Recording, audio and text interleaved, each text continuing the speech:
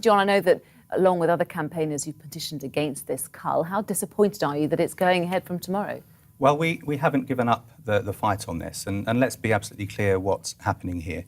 We're on the verge of the government launching what could be a devastating cull of 70% of the badgers in these pilot zones, and numbers that could be rolled out across the whole country if this is deemed to have been successful, which we absolutely dispute, because the science suggests that this is absolutely not the way to solve the problem of bovine TB. The great weight of scientific opinion shows that killing all of these badgers will have little or no effect on actually resolving the problem. So, Andrew, you've got scientific opinion there. You've also got the public groundswell of opinion, which is pretty anti this. Are you still comfortable with the idea of this cull? I'm very comfortable. I have years of practical opinion. TB started off in Gloucestershire, or one of the hotspots. It's gradually grown worse. When we stopped having a reactive culling policy, the graph line took off at a 45-degree angle. How bad has it affected your farm? I've had TB on my farm for 12 years.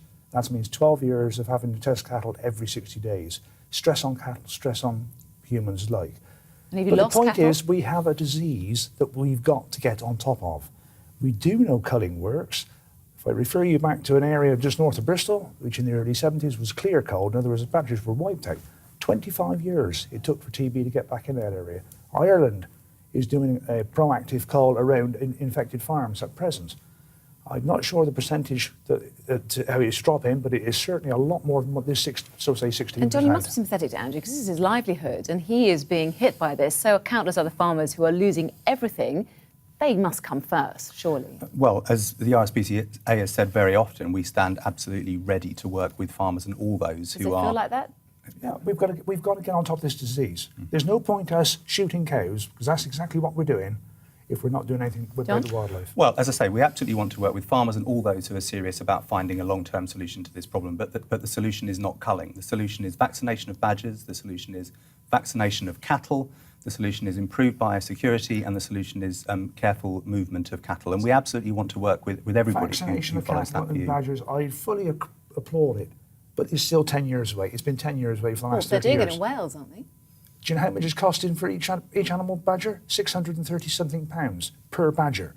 It's not been proved effective, and the efficacy has yet to be proven. We have a disease out of proportion now. We've got to act on it.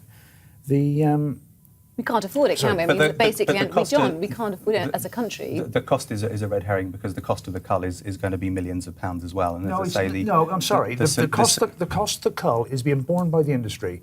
The government have been pretty good on this. They've said, we'll let you, but wouldn't you rather the government stump up a bit more money? The farmers will have to pay for it. It's costing the taxpayer nothing. So let's get that straight. The taxpayer's cost is zero. OK. But the money that's being spent on this could be put towards bringing forward the date when we actually have effective vaccinations. Now, this is going to be in Parliament on Wednesday. There's a debate in Parliament on Wednesday. And we would urge everybody who adheres to our view that this is not the solution to contact their MP, to get them to attend the debate and to speak out against this cull. We have to leave it there. Thank you very much for joining me tonight.